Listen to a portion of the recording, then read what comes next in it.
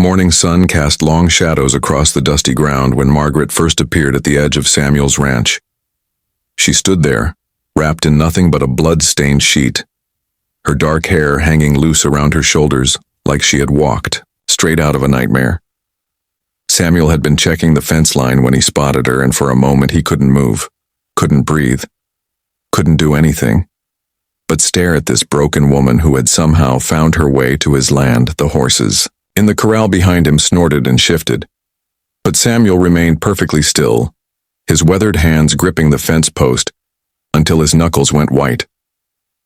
Margaret's eyes met his across the open space, and in them he saw something that made his chest tighten with recognition. It was the same hollow look he had carried for 3 years since his own world had crumbled around him. Without a word, Samuel started walking toward her, his boots crunching against the dry grass, each step measured and careful, like he was approaching a wounded animal that might bolt at any sudden movement. When he got close enough to see the bruises on her arms, the cut above her left eye, he stopped and removed his hat. "Ma'am," he said quietly, his voice rusty from years of talking mostly to horses and cattle. "Looks like you could use some help." Margaret's lips parted, but no sound came out. She clutched the sheet tighter around herself, and Samuel could see her whole body trembling, not from cold, but from something much deeper.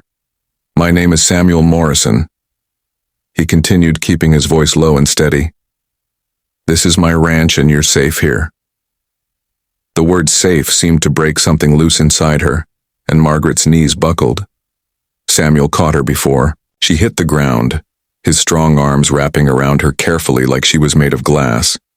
He carried her toward the house, noting how light she felt, how fragile, and when she pressed her face against his shoulder, he felt dampness seep through his shirt. The ranch house wasn't much to look at from the outside, weathered wood and a sagging porch that Samuel kept meaning to fix, but inside it was clean and comfortable, with handmade quilts draped over the furniture and the lingering scent of coffee and bacon from breakfast. Samuel settled Margaret into the big armchair by the fireplace and went to fetch a blanket from the bedroom. When he returned, she was staring at the photographs on the mantelpiece, pictures of Samuel and his late wife Helen at their wedding day at various ranch gatherings over the years.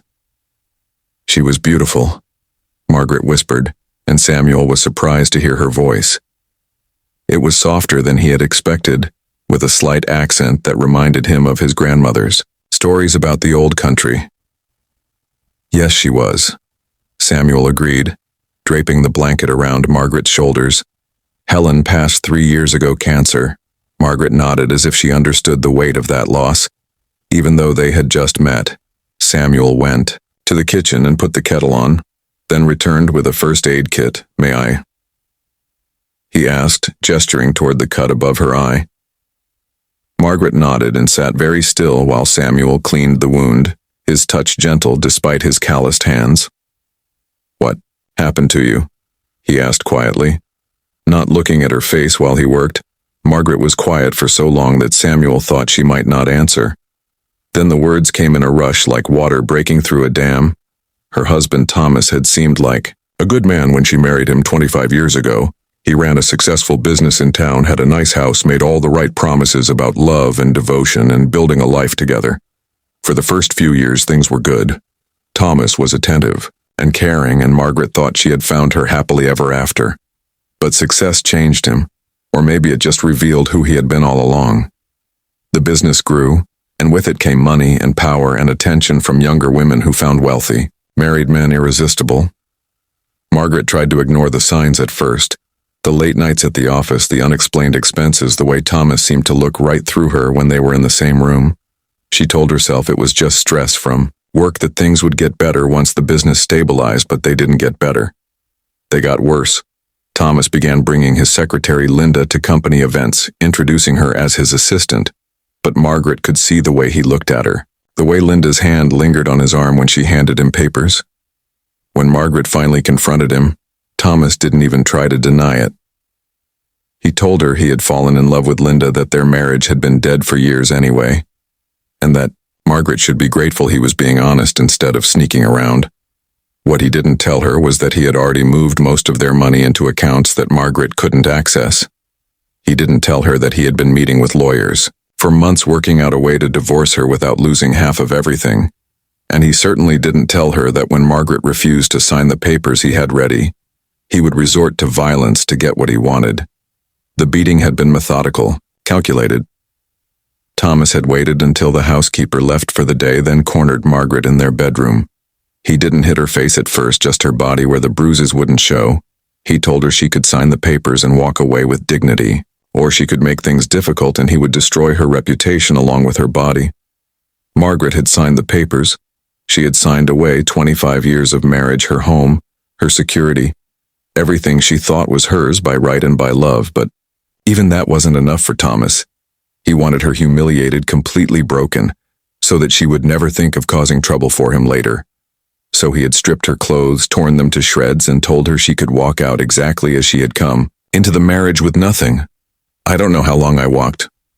Margaret finished, her voice barely above a whisper. I just kept going until I saw your ranch and something told me to stop. Samuel had finished bandaging her cut during the story, but he remained kneeling beside her chair. The kettle had been whistling for several minutes, but neither of them had noticed. Thomas Morrison, Samuel said finally, and Margaret's head jerked up in surprise. You know him. I know of him. Samuel's jaw was tight. He bought out the Hendricks place last spring, been trying to buy up land all along this valley. Samuel stood and went to turn off the kettle. He made 2 cups of tea, adding honey to both, and handed one to Margaret. He came by here about 6 months ago. Samuel continued. Made me an offer for the ranch, said I was too old to be working such a large spread by myself. Margaret wrapped her hands around the warm cup, grateful for something to hold on to. What did you tell him? I told him this. Land has been in my family for 4 generations, and it would stay in my family until the day I died. Samuel settled into the chair across from her. He didn't like that answer much. They sat in comfortable silence for a while, sipping their tea and watching the light change outside the windows. Margaret found herself studying Samuel's face, noting the deep lines around his eyes that spoke of years spent squinting into the sun, the silver stubble on his jaw that suggested he hadn't been expecting company. He was probably in his early 50s, she guessed, with the kind of solid, steady presence that came from a lifetime of hard work and honest living. There was kindness in his eyes, but also strength, and Margaret felt something she hadn't experienced in years. She felt safe. I don't have anywhere to go, she said eventually. No money, no clothes, nothing. You have a place here as long as you need it, Samuel replied without hesitation. I could use some help around the house anyway. Been living on beans and coffee for 3 years. Margaret almost smiled at that. I'm not charity case, Samuel. Never said you were. He stood and walked to the window, looking out at his land. I'm offering you work if you want it, cooking, cleaning. Maybe helping with the books. I'm terrible with numbers, always have been. And what would you expect in return? Samuel turned back to her, his expression serious. Just that you stay as long as you need to heal from whatever brought you here. He paused. And maybe some decent meals. I'm getting tired of burning everything I try to cook. Over the following weeks, Margaret settled into a routine at the ranch. Samuel had given her Helen's old clothes, which fit well enough, and had set up a bed in the small room off the kitchen that Helen had used as a sewing room. Margaret cooked breakfast before dawn, then helped Samuel with the morning chores.